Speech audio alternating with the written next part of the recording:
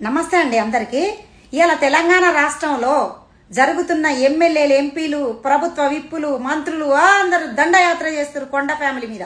అది ఏంది అంటే కొండ సుష్మిత చేసిన వ్యాఖ్యలకు కొండ సురేఖ బాధ్యత వహించి ఆమెకు షోకాస్ నోటీస్ ఇచ్చి మంత్రివర్గం నుంచి తీసేయాలి, పార్టీ నుంచి తీసేయాలనే కుట్రలు జరుగుతున్నాయి. ఈ కుట్రలకు ప్రభుత్వంలో కాంగ్రెస్ పార్టీలో ఉన్న ఎస్సీ, ఎస్టీ, బీసీలు అందరూ కూడా నోర్లు ఎట్టబడతట్ట మాట్లాడుతున్నారు. కొండా ఫ్యామిలీ మీద దండయాత్ర చేస్తున్నారు. ఈ ఏదైతే కాంగ్రెస్ పార్టీలో కొండా సురేఖ మీద వ్యాఖ్యలు చేస్తున్న ప్రతి ఒక్క నోర్లు ఇవాళ బీసీ బిడ్డ అనగానే కొండా సురేఖ మీద చేస్తున్న మీ నోర్లు, మరే కొండా సుష్మిత చేసిన వ్యాఖ్యలకు కొండా సురేఖ బాధ్యత ఎంత వహించాలనో మరి ఇలా కోమటిరెడ్డి రాజగోపాల్ రెడ్డి చేసిన వ్యాఖ్యల మీద కోమటిరెడ్డి వెంకటరెడ్డి కూడా అంతే బాధ్యత వహించాలి. వాళ్ళకొక న్యాయం, వీళ్ళకొక న్యాయం ఉండొద్దు. రాజగోపాల్ రెడ్డి చేసిన వ్యాఖ్యలకు మరి వెంకటరెడ్డికి ఎప్పుడు షోకాస్ నోటీస్ ఇస్తున్నారు, ఎప్పుడు ఆయన క్రమశిక్షణ కమిటీ పడుతుంది ఆయన మీద, ఎప్పుడు రాజీనామా చేపిస్తున్నారు వెంకటరెడ్డి తోటి అని నేను అడుగుతున్నా.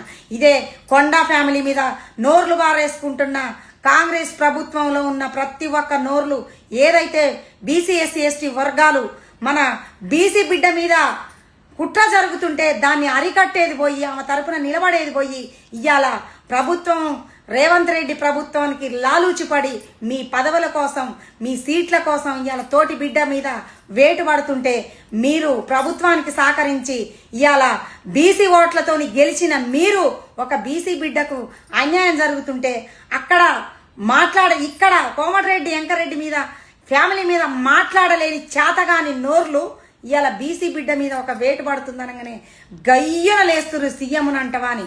ఏం సుష్మిత చిన్న పిల్లైనా మీరు మాట్లాడలేని, మీరు క్వశ్చన్ చేయలేని క్వశ్చన్ సుష్మిత రేవంత్ రెడ్డిని ముక్కుసూటిగా చేసింది. ఆమె మాట్లాడిన దాంట్లో మీకేం తప్పు కనిపిస్తుంది? నాకైతే ఏం తప్పు కనిపిస్తలే. ఇవాళ కొండా ఫ్యామిలీ అక్కడ వాళ్ళ ఆత్మగౌరవంతో పార్టీలో పనిచేయాలనుకుంటున్నారు. వాళ్ళు లాలూచిపడి ఎక్కడ కూడా కొండా ఫ్యామిలీ లాలూచిపడి రాజకీయాలు చేయదన్న సంగతి మీరు గుర్తుపెట్టుకోవాలి.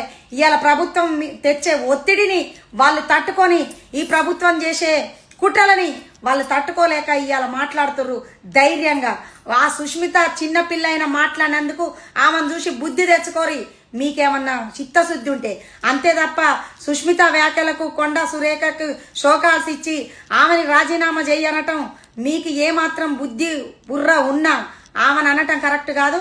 ఇంకొక మీరు విషయం గుర్తుపెట్టుకోవాల్సింది ఏంటి అంటే ఇవాళ అసెంబ్లీలో ఉన్న ప్రతి ఒక్క ఎమ్మెల్యే, ఎంపీ, ప్రతి ఒక్క మంత్రి ఎవరైనా ఇవాళ బీసీ, ఎస్సీ, ఎస్టీలు ఓట్లేస్తే, బహుజనులు ఓట్లేస్తే గెలిచిరు తప్ప ఇవాళ రెడ్లు కానీ వెలమల కానీ ఓట్లేస్తే గెలవరు. మీరు గెలవబోరు కూడా అని గుర్తుపెట్టుకొని ఇవాళ ఓటు బ్యాంకింగ్ ఉన్న బీసీల మీద మీరు కుట్రలు చేస్తే రేపు ఒక్కొక్కడు అసెంబ్లీ నుంచి ఎట్లా వచ్చి రేపు ఊర్లలోకి వచ్చి ఇవాళ గ్రామాలలోకి వచ్చి బీసీలను ఓట్లు ఎట్లా అడుగుదాం, ఏ ముఖం పెట్టుకొని అడుగుదాం అనేది గుర్తుపెట్టుకొని రేపు ఓట్లు అడగాల్సింది వాళ్ళనే అన్న సంగతి గుర్తుపెట్టుకొని ఇవాళ బీసీ బిడ్డ మీద జరుగుతున్న కుట్రకు మీరు మద్దతు పలికి వాళ్ళ సైడ్ మాట్లాడుకుంటా వాళ్ళకి ఎగనెస్ట్గా మాట్లాడి రేపు కొండా సురేఖ మంత్రి పదవి మీద ఏ మాత్రం వేటుపడ్డా ఇలా రాష్ట్రం మొత్తం కూడా రాష్ట్రంలో ఉన్న బీసీలు మొత్తం కూడా కలిసికట్టుగా ఈ ప్రభుత్వాన్ని నిలదీస్తానికి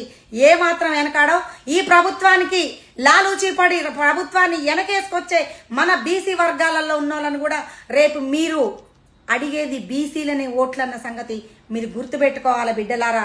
చెప్తున్నా, మీరు మీకు ఓటేయాల్సింది ఇవాళ బహుజనులే, ఇలా బీసీ బిడ్డ మీద జరుగుతున్న కుట్రకు మీరు అడ్డుతెర కాకపోగా మీరు ఒంటికాల మీద బీసీ బిడ్డ మీద లేచి ఇష్టం వచ్చినట్టు నోర్లు బారేసుకుందానికి కొద్దిగానన్న సిగ్గు, మానం, మర్యాద ఉండాలి మీకు.